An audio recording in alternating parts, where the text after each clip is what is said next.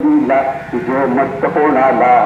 जो सुन रहे हो दोस्तों, ये गोवा में इलेक्शन का प्रचार चल रहा है।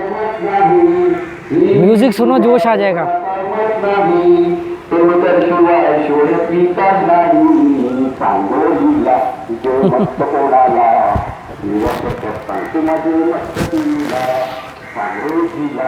नमस्कार दोस्तों, गोवा में इलेक्शन चल रहे हैं तो ये प्रचार वगैरह चल रहा है। पर एक बहुत अच्छी बात है, बड़ा यूनिक एक्सपीरियंस है कि जो प्रचार करने के लिए जो गोवा में हर पार्टी ने सॉन्ग्स बनाए हैं, जो प्रचार के लिए जो जिंगल बोलते हैं उसे, क्या प्रचार के लिए, वो बड़े जोश भरे और बड़े जॉयफुल है। तो ये जैसे कोंकणी में है, कोई इंग्लिश में है, पर बड़े मज़ेदार लगे, मतलब सुन के अच्छा लगता है, जोश आता है। मतलब वो जोश वो वाला नहीं जो देशभक्ति वाला जोश होता है, ये जॉयफुल वाला जोश। जैसे अभी गाना चल रहा था, हमें समझ तो नहीं आता है पर मज़ा आता है सुनने में। तो दोस्तों, आज का वीडियो शुरू करते हैं। आज का वीडियो आपके बहुत बड़ी एक गलत इन्फॉर्मेशन जो आप के पास हो या जो आप एक अंदाज़ा लगा के बैठे हो उसको करेक्ट कर सकता है। जैसे बहुत सारे लोगों ने बोला कि यार आपको 1-1.25 साल हो गया है फैमिली के साथ गोवा में रहते हुए, तो आप अपना एक्सपीरियंस शेयर करो। तो अभी मैंने यूट्यूब की अपनी जर्नी का एक्सपीरियंस शेयर किया था अभी लास्ट वीडियो में, तो कि कैसे यूट्यूब में 50,000 सब्सक्राइबर तक का सफ़र रहा। और यूट्यूब से मेरी बात हुई तो यूट्यूब ने कहा, मतलब यूट्यूब के एक ऑप्शन होता है, आप उससे यूट्यूब से कम्युनिकेट कर सकते हो। तो यूट्यूब ने कहा कि आपके व्यूज़ इसलिए कम है क्योंकि आपके जो सब्सक्राइबर्स हैं, आपके वीडियो में दम है, सब कुछ है, पर वो लोगों ने नोटिफिकेशन बेल नहीं दबाई हुई है, इसलिए उनको आपके नए वीडियो का मालूम नहीं पड़ पाता। तो अगर दोस्तों बेल की वजह से आपको नोटिफिकेशन नहीं मिल पा रहा है तो आप थोड़ा सा उसको सोचना। और एक चीज़ उसने यूट्यूब ने और बोली कि आपके जो वीडियो है वो नॉलेजेबल ज़्यादा होते हैं, इंटरटेनिंग कम होते हैं। तो अब ये तो बात फैक्ट है ना कि इंटरटेनमेंट और नॉलेज दो अलग अलग बात है। तो अब जिसको नॉलेज चाहिए तो वो नॉलेज को नॉलेज के अंदाज में ही तो लेगा ना। अब मैं हंसते गाते तो नॉलेज नहीं दे सकता, जो मुद्दे गंभीर हैं, जो मुद्दे तार्किक हैं, तो एक फ़र्क रहता है। और इंटरटेनमेंट के हमेशा व्यूअर्स ज़्यादा रहते हैं, तो ठीक है। पर मुझे खुशी है कि अच्छे समझदार लोगों के साथ मेरी कम्युनिटी डेवलप हो रही है। तो दोस्तों, एक बहुत लोगों ने बोला कि गोवंस ऐसे होते हैं, गोवंस रूखे होते हैं, गोवंस बहुत बाहर वालों से नफ़रत करते हैं, हेट करते हैं, वो आउटसाइडर्स को टिकने नहीं देते, उनके अंदर बहुत एटीट्यूड होता है, वो घमंडी होते हैं। तो आप कैसे वहाँ रह लिए, आप कैसे रह रहे हैं, ऐसे बहुत सारे साल भर में लोगों के कमेंट आते रहे। कई लोगों ने पूछा, कई जान पहचान वालों ने भी बोला। तो मैं आज आपको अपना अनुभव बताऊँगा कि मेरा 1 साल का अनुभव गोवा में कैसा रहा। देखो, पहली बात तो ये कि मेरा ये मानना है कि दुनिया में इतनी खूबसूरत जगहें हैं, 195 से ज़्यादा देश हैं। हिंदुस्तान अपने आप में कई देशों की तरह कई देशों का समूह है, समझ लो आप। मतलब आप जो 10 अलग अलग देशों में घूम करके जो एक्सपीरियंस लोगों, वो हिंदुस्तान के अंदर ही पता नहीं कितनी अलग अलग भाषाएँ हैं। हर 100 कदम पे पानी बदलता है, भाषा बदलती है। तो एक जगह पे टिक के रहने का क्या है, 2-2, 3-3 साल आप कहीं भी रह सकते हो। जहाँ अच्छा लगे वहाँ और रह लिए, जहाँ नहीं अच्छा लगा वहाँ कम रह लिए, पर रहना हर जगह चाहिए, ये मेरा मानना है। तो अभी जैसे मैं कुछ टाइम के लिए गोवा में हूँ, ट्रैवलिंग जारी रहेगी। हम सब एक ट्रैवलर ही हैं, कोई धरती पे ट्रैवलिंग कर रहा है, कोई धरती में भी ट्रैवलिंग कर रहा है। तो मेरा ये अनुभव रहा है कि देखो, ये एक छोटा सा गाँव है। मैं यहाँ पर कैसे आया इस इलाके में, तो पहले मैं आपको ये बताऊँ कि जैसे मैंने गोवा में जब मैं आया एक बार, तो मैं हमेशा 4-5 बार तो गोवा में जब भी आया तो पंजिम में ही रुका, कभी इस तरफ नहीं आया। इस तरफ 2018 में मैं अपने फ्रेंड अमित के साथ नॉर्थ, मतलब फर्स्ट टाइम जब गोवा आया था तो उसने मुझे घुमाया। तो घूमने के दौरान मैं वागटर आया, चपोरा फोर्ट आया, बस ऐसे ही। और सारे बीच एक जैसे लग रहे थे, तो मेरे को ये भी नहीं मालूम कि वो कौन सा वागटर था, कौन सा बागा था। मतलब हमने घूम लिया। ऑलमोस्ट बीच जो है देखने के लिए एक जैसे ही लगते हैं, जब तक आप बारीकी से ना उसको देखो। तो उस दौरान मैं यहाँ आया तो मैंने ऐसे ही बोला चपोरा फोर्ट पे कि यार ये जगह तो रहने के लिए बहुत अच्छी है। ऐसे ही जनरल मुंह से निकल गया, बोला, बात ख़त्म हो गई। उसके बाद मैं 4-5 बार गोवा और भी आया, 1-1, 2-2 महीने रहा, पर पंजिम में रहा, कभी इस तरफ नहीं आया। ठीक है। फिर जब मैं बुक लिखने के लिए आया, कश्मीर टू कन्याकुमारी वाली अपनी साइकिल जर्नी करने के बाद, उसके ऊपर मैंने बुक लिखना शुरू किया। उस दौरान मेरा ये हाथ भी टूट गया था, ये वागतर बीच पे। तो जिस वजह से फिर वो बुक वगैरह मैंने रोक दी, फिर लॉकडाउन हो गया, फिर और अलग अलग बहुत सारे रीज़न हो गए। तो बुक अभी पेंडिंग में है, मतलब बुक पब्लिश तो ज़रूर करूँगा मैं, अभी उसको मैं ब्लॉग की फॉर्म में लिख रहा हूँ, मतलब ब्लॉग में मेरे उसके से जुड़े हुए आते रहते हैं, फिर जब राइट टाइम आएगा तो उसको बुक में कन्वर्ट करा के पब्लिश भी किया जाएगा। तब तक अपने पास ये माध्यम है अपने एक्सपीरियंस और अपनी नॉलेज शेयर करने का। तो मैं उस समय मेरे पास बहुत कम बजट था, तो मैंने सबसे कम मैंने कहा पंजिम में नहीं रुकना है, कुछ बीच साइड वगैरह में रुकना है, कोस्टल एरिया में। तो मैं ऐसे ही जनरल वे में मैंने बस पकड़ी, पंजिम तक मैं आ गया रेलवे स्टेशन से, और पंजिम से मैंने बस पकड़ी, मैं मापसा आ गया। मैंने कहा इधर की तरफ ही किसी तरफ बीच पे जाएंगे। booking.com पे मैंने देख लिया था कि हॉस्टल किस तरफ है, तो देखा कि हॉस्टल तो सभी जगह है, अंजुना में, वागटर में, सब जगह है। तो मैं इस तरफ आ गया, वागटर वाली साइड में आ गया, अंजुना के स्टारको जंक्शन पे उतर गया, और वहीं पे बैठे बैठे booking.com पे सबसे नियरेस्ट एक हॉस्टल मिला, उसको बुक कर लिया। वो हॉस्टल वही था जिसका मैंने अभी 5 दिन पहले वीडियो डाला कि आप यहाँ पे आके रुक सकते हो, मेरे थ्रू बुकिंग कराओगे तो आपको 5% एडिशनल डिस्काउंट मिलेगा, जो भी उसका करंट डेट का ऑनलाइन मार्केट प्राइस होगा। तो वहाँ मैं 2 महीने रहा, तो उस दौरान मेरे उन लोगों से अच्छी जान पहचान हो गई।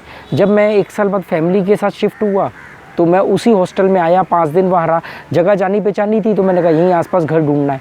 तो 5 दिन हॉस्टल में रहते रहते मैं घर ढूंढा, कोई घर ढूंढ के नहीं आया था, तो घर ढूंढा तो मैं यहाँ पे। और उस समय गोवंस ने मेरी काफ़ी हेल्प करी, मतलब जिस शॉप से हम लोग डेली की चीज़ें खरीदते थे, उन्होंने ढूंढने में हेल्प करी। जो वहाँ का स्टाफ था, मयूर, जो उस हॉस्टल में मेन मैनेजर है मयूर, वो मतलब मुझे बहुत, मतलब मेरे क्लोज था, मुझे बहुत पसंद करता था वो। तो मयूर ने भी काफ़ी हेल्प करी ढूंढने में। फिर वहाँ पे हमारे को यहाँ इसी इलाके का मालूम पड़ा। तो आप यकीन मानोगे दोस्तों, हमने कई घर देखे, कई लोगों से बात करी, एक गोवंस का भी, देखो साउथ गोवा का मुझे मालूम नहीं, पर मैं मानता हूँ कि सारे गोवंस बहुत अच्छे, मैं अपना एक्सपीरियंस शेयर कर रहा हूँ। तो नॉर्थ गोवा साउथ गोवा है तो एक ही, बस वो ये कि वो थोड़ा सा शांत है, थोड़ा ज़्यादा वो नॉर्थ के मुकाबले कम ग्लैमर है, ज़्यादा सोफिस्टिकेटेड कह लो या कंजर्वेटिव कह लो। तो मतलब एक भी गोवंस ने हमें ये एहसास नहीं दिया कि यार तुम फैमिली के साथ 2 कुत्तों के साथ गाड़ी लेकर के यहाँ आ गए हो, क्यों यहाँ आए हो, अपने स्टेट में जाओ, यहाँ क्यों रहने आ गए हो। किसी ने भी नहीं पूछा आप कब तक रहोगे, परमानेंट हो, किसी ने भी कोई सिंगल ऐसा एहसास भी नहीं होने दिया। हमने घर ढूंढा, हमें 5वें दिन घर मिल गया। हमने थोड़ा सा उनको फोर्स किया, उन्होंने हमारे कहने पे 1000 रुपये रेंट भी कम कर दिया। तो पहला घर मुझे यहीं इसी गांव में 15 घर पहले मिला 12,000 रुपये में, 11,000 में, सॉरी 11,000 में मिला। 12,000 उन्होंने मांगे थे, 11,000 में हमें घर दे दिया। इलेक्ट्रिसिटी अलग थी, और उनसे आज भी हमारे बड़े अच्छे टर्म्स हैं। उनके फंक्शनों में वो हमें बुलाते हैं, कोई फेस्टिवल होता है हमें बुलाते हैं, डेली उनका यहाँ से निकलना होता है, तो गुड मॉर्निंग, राम राम, नमस्ते होती है। वहाँ हम 2 महीने रहे। फिर उन्होंने बुकिंग ले रखी थी नवंबर दिसंबर में किसी फॉरेनर्स की पहले से ही, तो हमें उन खाली करना पड़ा। तो 5 जनवरी 2021 को हम इस घर में आए। ये लोग हमेशा फॉरेनर्स को ही देते थे, इन्होंने कहा हमने कभी इंडियंस को नहीं दिया, हम फॉरेनर्स को ही अपना घर देते हैं। उसका रीज़न इनकम नहीं है, उसका रीज़न और भी बहुत सारे हैं। तो पर हम लोग इनकी दुकान से, शॉप से सामान वामान लेते थे, बच्चे आते थे, हम लोग डेली टॉनी जेरी को इनकी शॉप के आगे से ही लेके जाते थे, तो इनसे भी हाई हेलो थी हमारी। तो इन्होंने हमें अपना घर दे दिया, और हम यहाँ पे रहते रहते हमें 1 साल हो गया। और बहुत अच्छे लैंडलॉर्ड है, कभी भी किसी भी चीज़ के लिए आज तक नहीं टोका।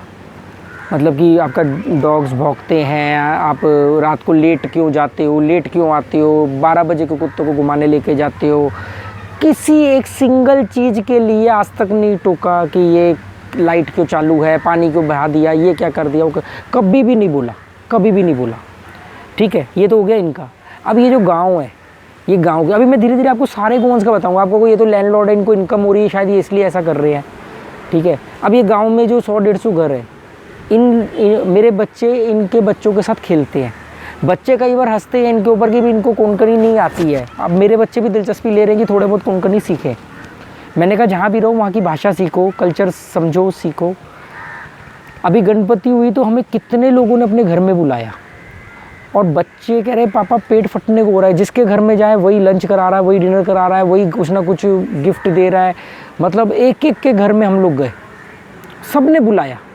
इतना मतलब हम लोग कई बार बात करते कि यार इतना खुलापन, और इतनी ईमानदारी से खुलापन तो हमारी रिश्तेदारियों में भी नहीं होता था। हमें, हालांकि मैं रिश्तेदारी वगैरह मानता नहीं, मैंने काफ़ी रिश्तेदारी वगैरह से मेरा बहुत दूर तक, बहुत दूर से ही लेना देना है, किसी भी तरह की रिश्तेदारी हो। तो मैंने कहा यार, क्योंकि यहाँ पे हमें किसी के घर जाने के लिए बन ठन के, पहनावा, गोल्ड ज्वेलरी पहन के, कैसी महंगी साड़ी, कैसे महंगे जूते कपड़े, ऐसा कुछ नहीं है। जिस कंडीशन में बैठे उसी कंडीशन में चल देंगे। तो कभी भी हमें कोई एहसास नहीं हुआ ऐसा, मतलब पूरे गांव की बात। अब ये तो हो गया कि हम इस गांव में रह रहे हैं तो इसलिए इन्होंने अच्छा बर्ताव कर दिया होगा, लैंडलॉर्ड ने इसलिए कर दिया क्योंकि आपको उनको आपसे इनकम हो रही है। जब हम सब्जी मंडी जाते हैं, मापसा की सब्जी मंडी, वहाँ पे जो सब्जी वाले भी होते हैं ना, वो इतने प्यार से बात करते हैं, इतने फ्रेंडली है। गोवा में ना बार्गेनिंग नहीं चलती है। गोवा में बार्गेनिंग मतलब बीच साइड वगैरह में किसी जगह पे हो, या कोई आउटसाइडर कोई शॉप खोल के बैठा है तो वो हो जाए तो बात है। नॉर्मली जो जनरल वे में जो भी मैं बात बोल रहा हूँ वो 100% नहीं है, वो मैक्सिमम है, वो जनरल वे है और मेरा अपना अनुभव है। बार्गेनिंग नहीं चलती। जैसे एक बार हम वहाँ पे कुछ सब्जी खरीद रहे थे, इसने कहा कि अरे यार ये तो बड़ी महंगी है, थोड़ी सी आई है, तो उसने तुरंत और सब्जी डाल दी। कितनी बार पैसे चेंज नहीं होते, वो छोड़ देते हैं। मतलब अरे कई बार तो बातों बातों में रेसिपी तक बताते हैं कि ऐसे बनाना, इसको ऐसे बनाओगे तो ज़्यादा अच्छा बनेगा।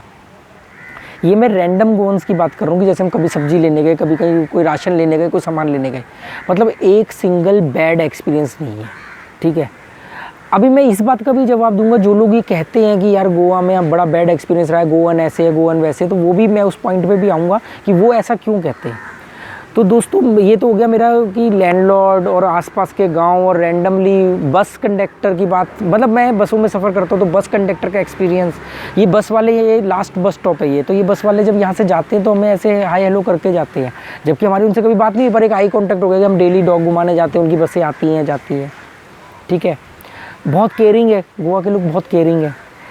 अब जब मैं इतनी तारीफ़ कर रहा हूँ गोवंस की कि गोवंस अच्छे हैं गोवंस, तो जो लोग ये कहते हैं कि गोवंस रूखे हैं, रूड है, घमंडी हैं, उनको वो ये अपने आप को इंडियंस नहीं मानते, ये नहीं होता वो नहीं होता, तो वो ऐसा क्यों कह रहे हैं? देखो उसके दो तीन कारण हो सकते हैं। एक ये कि आप किसी जगह पर गए, आपका वहाँ पे हर जगह पे अच्छे बुरे लोग होते हैं। मान लो वहाँ पे 10% ख़राब लोग हैं और आपका कोइंसिडेंस आपका उन्हीं 10% से पाला पड़ गया, तो आप तो ज़िंदगी भर उस जगह का बैड एक्सपीरियंस लेके चलोगे, है ना। अब एक ये कारण हो सकता है कि मान लो कोई आया और उसको जो गोवा में कोई ख़राब गोवंस है और वही उसी से उसका आमना सामना हो गया, या वो आउटसाइडर है वो, पर आपके लिए तो वो गोवंस है, आप तो उसको गोवंस समझोगे ना। जैसे बहुत सारे आउटसाइडर्स यूपी, बिहार, कर्नाटक से भी यहाँ पे आके काम करते हैं, और ज़्यादातर जो गोवा में तो वैसे ही क्राइम बहुत कम है, और जो थोड़े बहुत क्राइम होते हैं उसमें भी ज़्यादातर जो इन्वॉल्वमेंट होती है वो गोवा से बाहर के लोगों की होती है। ठगी हो, लूटपाट हो, इस तरह की छोटी मोटी। यहाँ पे मतलब लोगों की गाड़ियाँ, सामान सड़कों पे खुले पड़े रहते हैं, महंगे महंगे सामान, कभी कोई चोरी नहीं होता, कोई ताला तक नहीं लगाता, ठीक है। तो जो बाहर से आया है उसका जो बैड एक्सपीरियंस रहा है तो वो तो गोवंस के साथ ही रहेगा, वो तो उसको गोवंस ही समझेगा। तो एक ये रीज़न। दूसरा, गोवंस के व्यवहार की बात करते हैं कि इनका व्यवहार कैसा होता है।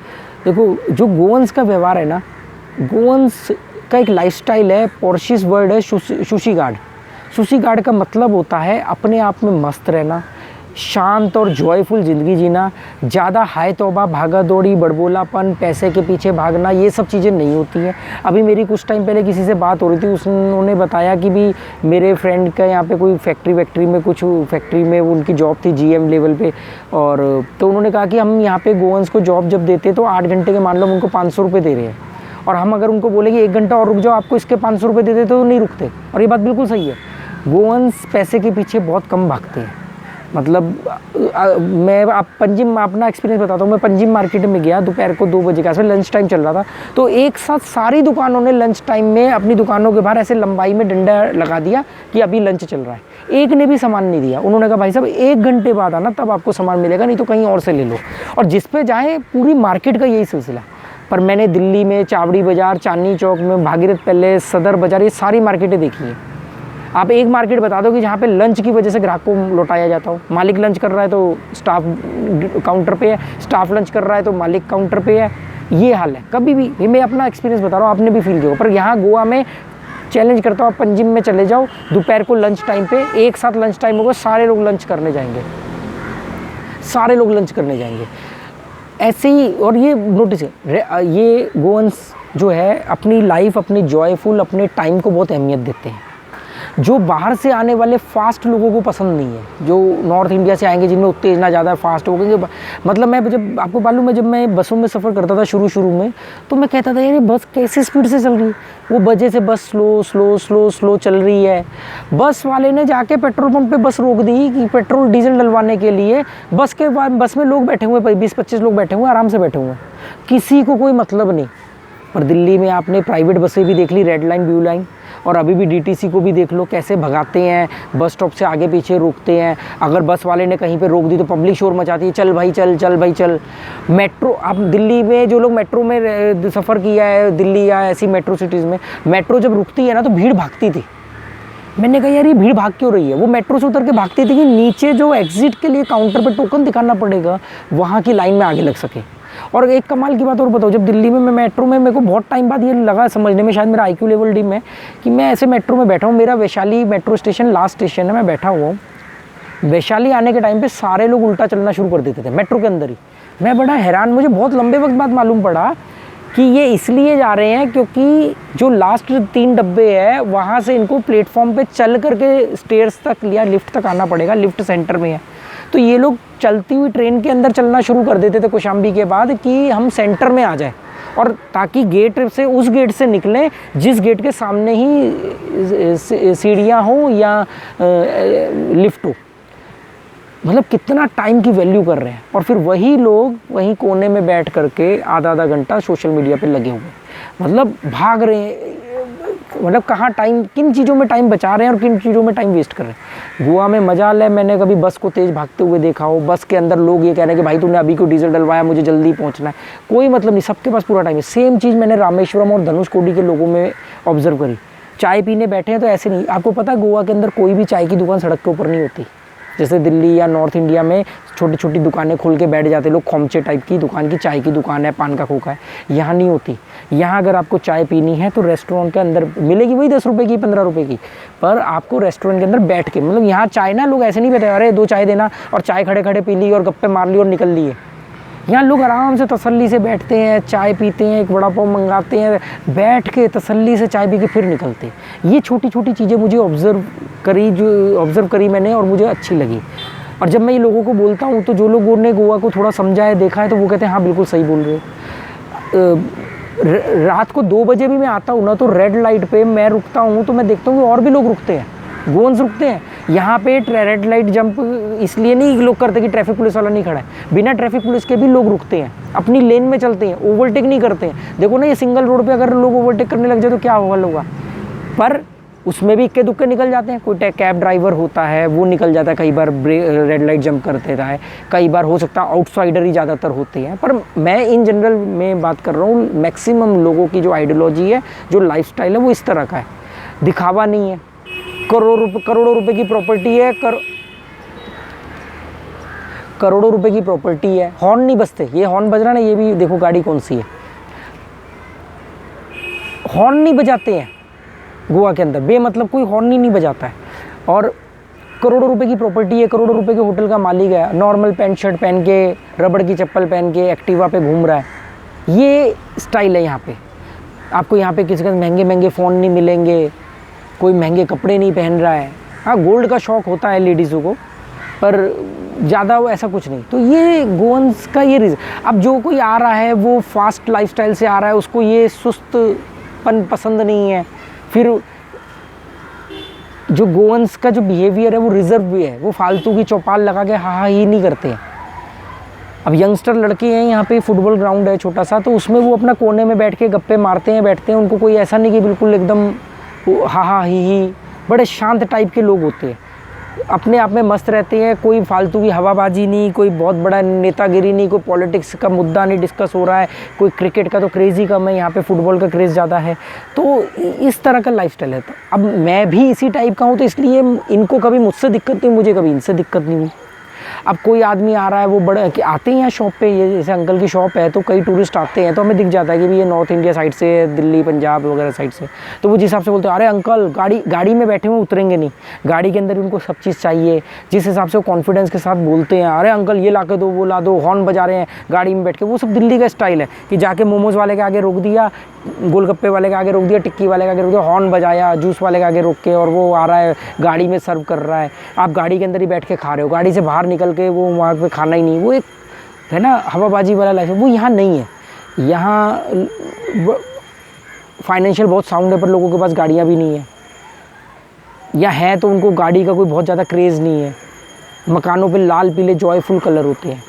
फिर यहाँ दो कम्युनिटी, एक तो मिक्स कम्युनिटी रहती है, हिंदू भी हैं, क्रिश्चियन भी हैं, कैथलिक क्रिश्चियन, और मुस्लिम कम है। कैथलिक क्रिश्चियन है, उनका एक अपना लाइफस्टाइल है, अपना अंदाज़ है। तो ये मेरा एक एक्सपीरियंस रहा है गोवा में कि गोवंस लोग रिज़र्व होते हैं, और क्योंकि मैं भी रिज़र्व हूँ इसलिए मुझे तो ये अच्छा लगता है। अब मान लो क्या होता था दिल्ली में कि मैं अगर अपनी बिल्डिंग से उतरा और मैं निकला और कोई पड़ोसी खड़ा है और मैंने उससे बात नहीं करी तो वो बुरा मान जाएगा कि अच्छा घमंड आ गया है। और मैं उससे जब बात करने जाऊँगा तो हाय हेलो के बाद में मैं क्या बात करूँगा? फिर मुझे क्रिकेट के ऊपर डिस्कस करना पड़ेगा, उसके साथ पॉलिटिक्स के ऊपर डिस्कस करना पड़ेगा। मैंने ज़िंदगी में पॉलिटिक्स की मुझे ABCD नहीं आती, मैं क्या डिस्कस करूँ कि भी प्रधानमंत्री ने क्या सही किया क्या गलत किया, या मुख्यमंत्री ने क्या सही किया गलत किया। मैंने ज़िंदगी में गली क्रिकेट नहीं खेला, मैं कैसे क्रिटिसाइज़ करूँ कि धोनी ने ये ओवर किसको दे दिया। तो अगर मैं ये नहीं कर रहा हूँ तो मैं घमंडी, और मैं ये कर रहा हूँ तो मुझे अपने आप में लगता था कि यार मैं क्या कर रहा हूँ, मैं मतलब जिस चीज़ की मेरे को मालूम नहीं। और जो सुकरात ने कहा था कि जिस चीज़ से आपका कोई लेना देना नहीं उस पर अपनी एनर्जी क्यों खर्च कर रहे हो। यहाँ वो सब चीज़ें नहीं है। यहाँ कोई भी किसी से बस इतना होता है, खाना खाया, जैसे कोई मिलता था, खाना खाया, हाय हेलो हो गई, राम राम, बस इससे ज़्यादा नहीं। आप जाओगे पॉइंट टू पॉइंट बात करेंगे, फालतू की मतलब ज़्यादा बड़ी बातें बोलना इनको आता नहीं है। मेरे को अगर ये बोलता वो सुन लेना तो कहेंगे यार ये आदमी वैसे तो कभी बोलता नहीं पर वीडियो में ये चुप ही नहीं करता। तो आप मुझसे नॉलेजेबल बात करवा लो, किसी गंभीर मुद्दे पे तार्किक बात करवा लो, मैं 12 घंटे बात करने को तैयार हूँ। आप मुझे बोलो चलो बैठ करके प्रधानमंत्री को क्रिटिसाइज़ करते हैं, मुख्यमंत्री को क्रिटिसाइज़ करते हैं, किसी पर्टिकुलर पॉलिटिकल पार्टी को क्रिटिसाइज़ करते हैं तो मैं करने को तैयार हूँ, पर मुझे उसकी नॉलेज नहीं तो मैं कैसे कर सकता हूँ, है ना। जिस क्षेत्र से मेरा डायरेक्ट कोई सीधा संबंध नहीं है, जिस क्षेत्र की मुझे पूरी तरह जानकारी नहीं है, अनुभव नहीं है, उस क्षेत्र के बारे में बेसिक इन्फॉर्मेशन तो मैं रख सकता हूँ पर फैसले तो नहीं सुना सकता ना। फैसले के लिए मुझे उस पर रिसर्च करना पड़ेगा। और मैं सोचता हूँ जिस रास्ते जाना नहीं है, मैं सब कुछ तो नहीं सीख सकता ना दुनिया में, तो जिस रास्ते नहीं जाना उसको अवॉइड करते हैं जब तक एटलीस्ट वो मुद्दा कोई बड़ा मुद्दा ना हो, ठीक है। तो थोड़ा सा मैं उम्मीद करता हूँ कि ये वीडियो जो है वो आपके गोवंस के प्रति परसेप्शन को चेंज करेगा। किसी आदमी के रिज़र्व होने को या गंभीर होने को या अपने एक अंदाज में जीने को आप घमंडी या एटीट्यूड वाला नहीं कह सकते हो। और जिन लोगों के साथ गोवंस ने थोड़ा गलत बर्ताव किया या वो पसंद नहीं करते तो उसमें आप सोचो कि उन लोगों की क्या गलती है। बिना मतलब रातों को हॉर्न बजाते हुए जाते हैं, ये सनसेट पॉइंट पे बैठ करके बियर पीते हैं, खाना खाते थलासा से पैक करवा के लाते हैं और वहीं पे गंदगी छोड़ के जाते हैं। पी करके रैश ड्राइविंग करते हैं, यहाँ पे आके गिरते हैं, पड़ते हैं, उल्टियाँ करते हैं और कई बार अपने साथ साथ लोगों का भी नुकसान करते हैं। अभी यहाँ पे किसी गाड़ी ने बाइक गिरा दी, छोटे छोटे रोड होते हैं लोग यहाँ पे, तो क्या करेंगे वो, बड़ी बड़ी बातें करेंगे, हवाबाजी करेंगे। तो अब गोवंस को इन सब की आदत नहीं है। तो ये थोड़ा सा है जो हमें जिस बात की रिस्पेक्ट करनी चाहिए हम उसको क्रिटिसाइज़ कैसे कर सकते हैं। आपका बैड एक्सपीरियंस होगा और मेरा एक सिंपल सा मानना है कि आप जैसे होते हो दुनिया आपके साथ वैसा बर्ताव करती है। अगर आप अच्छे हो तो दुनिया का सबसे बुरा आदमी भी आपके लिए अच्छा हो सकता है, और अगर आप बुरे हो तो सबसे अच्छे आदमी को भी मजबूरी में आपके साथ बुरा बर्ताव करना पड़ता है। मेरे साथ सिंगल बैड एक्सपीरियंस क्यों नहीं हुआ, इसका मतलब ये थोड़ी कि मुझे कोई बुरा आदमी नहीं मिला होगा यहाँ पे, पर वो बुरा आदमी भी बुराई करने के लिए उसको रीज़न तो चाहिए। मैंने कोई रीज़न ही नहीं दिया होगा। कश्मीर से कन्याकुमारी के दौरान मैंने 1 लाख से ज़्यादा लोगों से बात करी, तो क्या उनमें से कोई ख़राब आदमी नहीं मिला होगा, पर शायद मैंने उनको मौका नहीं दिया कि वो अपने ख़राब बिहेवियर का प्रेजेंटेशन दे सकें। है ना। कई लोग उकसाते हैं, आप उकसावे में मत आओ। अभी भी 2-4% लोग नेगेटिव कमेंट करते हैं, मैं उनको पॉजिटिव करने की कोशिश करता हूँ, वो नहीं मानते तो मैं छोड़ देता हूँ उनको, ख़त्म कहानी, अब क्या करें। तो आप जैसे होते हो आपको वैसे ही बर्ताव मिलता है। अगर आपके साथ बुरा बर्ताव हुआ है तो आप ये सोचो कि उसमें आपका क्या रोल था। एक ये रीज़न हो सकता है, दूसरा कोइंसिडेंस भी हो सकता है कि कम ख़राब लोग थे पर वो कम ही आपको मिल गए। तो उम्मीद करता हूँ ये वीडियो आपको समझ में आएगा, और नोटिफिकेशन बेल अगर ऑन है तो आपको मेरे अगले या नए वीडियो के नोटिफिकेशन मिलते रहेंगे। उम्मीद करता हूँ कुछ फ़र्क पड़ेगा इस वीडियो से। Okay, goodbye, thank you.